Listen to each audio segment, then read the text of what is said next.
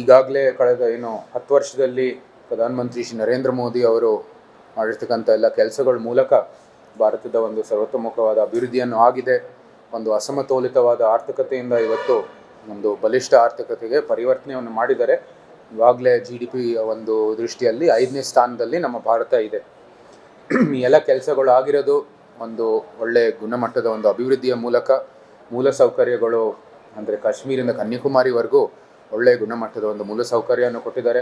ಅದರ ಜೊತೆಗೆ ಜನರಿಗೆ ಲಾಭ ಆಗುವಂಥದ್ದು ನಿಜಕ್ಕೂ ಅವರಿಗೆ ಅವರ ಬದುಕುವ ಪರಿಸ್ಥಿತಿ ಉತ್ತಮಗೊಳಿಸುವ ದೃಷ್ಟಿಯಲ್ಲಿ ಅನೇಕ ಯೋಜನೆಗಳು, ಸುಮಾರು 52 ಸೆಂಟ್ರಲ್ ಸ್ಕೀಮ್ಗಳ ಮೂಲಕ ಭಾಳಷ್ಟು ಜನರಿಗೆ ಅನುಕೂಲ ಆಗುವಂಥದ್ದು ವ್ಯವಸ್ಥೆಯನ್ನು ಸೃಷ್ಟಿ ಮಾಡಿದ್ದಾರೆ.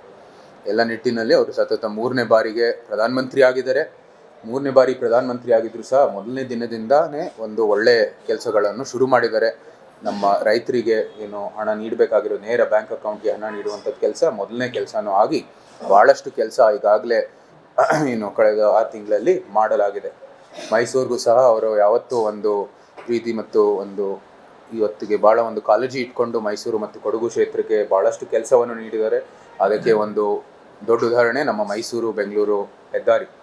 ಆ ಮೈಸೂರು ಬೆಂಗಳೂರು ಹೆದ್ದಾರಿ ನಮಗೆ ಏನು ಟೈಮಿಂಗ್ ಇದೆ ಮತ್ತು ಮೈಸೂರು ಬೆಂಗಳೂರಿಗೆ ನಾವು ಟ್ರಾವೆಲರ್ಸ್ ಏನಿದ್ದೀವಿ ಪ್ರಯಾಣಕ್ಕೆ ನಾವು ಯಾರ್ಯಾರು ಹೋಗ್ತಾ ಇರ್ತೀವಿ ಅದಕ್ಕೆ ನಮಗೆ ಭಾಳ ಅನುಕೂಲ ಆಗಿದೆ ಈ 2 ನಗರದನ್ನು ಕೂಡ ಸಂಪರ್ಕ ಮಾಡೋದಕ್ಕೆ.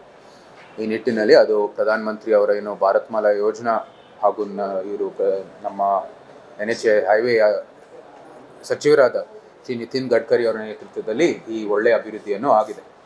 ಅದೇ ಒಂದು ಉತ್ತಮವಾದ ವ್ಯವಸ್ಥೆ, ಉತ್ತಮವಾದ ಒಂದು ಮೂಲಸೌಕರ್ಯ ಇನ್ನೂ ಉತ್ತಮಗೊಳಿಸಬೇಕಾಗಿರುವಂಥ ದೃಷ್ಟಿಯಲ್ಲಿ ನಾವು ಜುಲೈ ತಿಂಗಳಲ್ಲಿ ಹೈವೇ ಮಿನಿಸ್ಟರನ್ನು ಭೇಟಿಯಾಗಿ ಇಂಥ ಒಂದು ಕೆಲವು ನವೀಕರಣ ಆಗಬೇಕಾಗಿರುವಂಥದ್ದು ನಾವು ಅವ್ರಿಗೆ ಸೂಚನೆಯನ್ನು ಕೊಟ್ಟಿದ್ವಿ.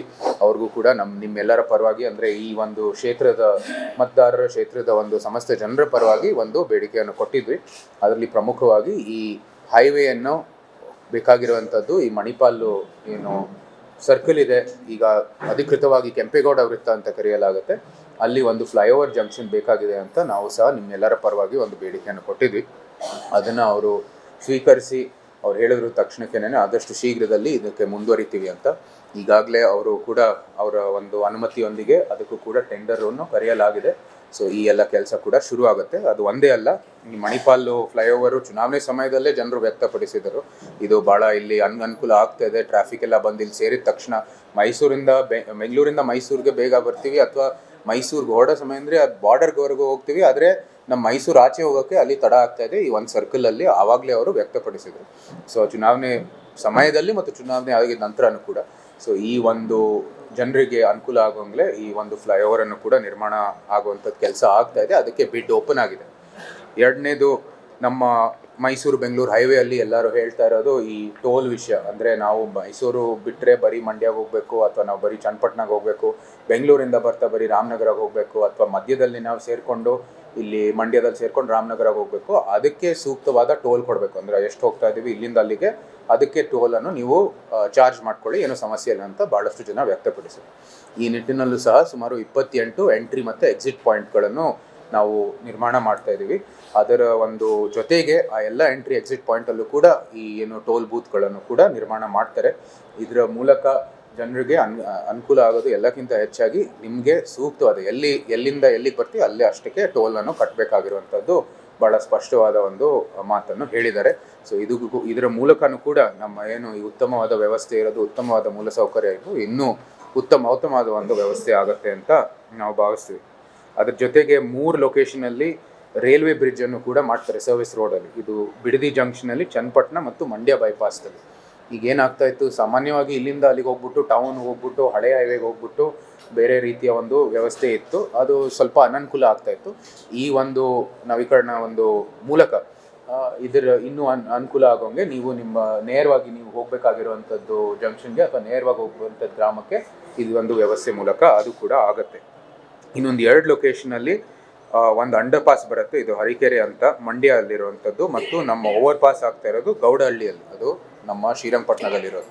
ಇಷ್ಟು ಕೆಲಸ ನಮ್ಮ ಮೈಸೂರು ಬೆಂಗಳೂರು ಹೈವೇಯಲ್ಲಿ ಹೆದ್ದಾರಿ ಎಲ್ಲ ಅಪ್ಗ್ರೇಡೇಷನ್ ವರ್ಕ್ಸ್ಗಳು ಈಗ ಮಾಡ್ತಾ ಇದ್ದಾರೆ.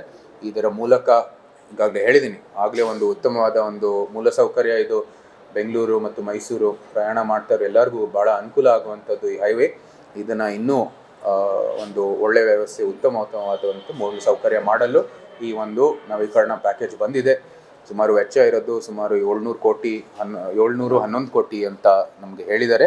ಅದು ಬಿಡ್ ಪ್ರಕಾರ ಅದು ಏನೋ ಒಂದು ಈ ಕಡೆ ಆ ಕಡೆ ಹೆಚ್ಚು ಕಡಿಮೆ ಆಗ್ಬೋದು. ಈ ಎಲ್ಲ ಒಳ್ಳೆ ಅಭಿವೃದ್ಧಿ ಮಾಡ್ತಾ ಇರೋದು ಸಂಪೂರ್ಣವಾಗಿ ಇದು ಪ್ರಧಾನಮಂತ್ರಿ ಅವರ ಕೊಡುಗೆ, ಶ್ರೀ ನಿತಿನ್ ಗಡ್ಕರಿ ಅವರ ಒಂದು ನೇತೃತ್ವದಲ್ಲಿ ಆಗ್ತಾ ಇರೋದು. ಅವರು ನಮ್ಮ ಮೈಸೂರು ಕ್ಷೇತ್ರಕ್ಕೆ ಮತ್ತು ಇಡೀ ನಮ್ಮ ಬೆಂಗಳೂರು ಮೈಸೂರು ಏನು ಟ್ರಾವೆಲರ್ಸ್ ಇದ್ದಾರೆ ಮತ್ತು ಅಲ್ಲಿ ಸುತ್ತಮುತ್ತ ಇರುವಂಥದ್ದು ಎಲ್ಲ ಕ್ಷೇತ್ರಗಳಿಗೂ ಒಂದು ಒಳ್ಳೆ ಅಭಿವೃದ್ಧಿ ಆಗುವಂಥದ್ದು ಈ ಒಂದು ಕೆಲಸದ ಮೂಲಕ.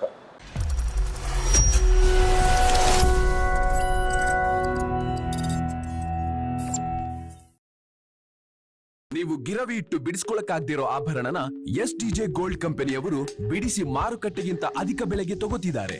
ಅಷ್ಟೇ ಅಲ್ಲ, ಒಂದ್ ಕೂಪನ್ ಕಾರ್ಡ್ ಕೂಡ ಕೊಡ್ತಾ ಇದ್ದಾರೆ.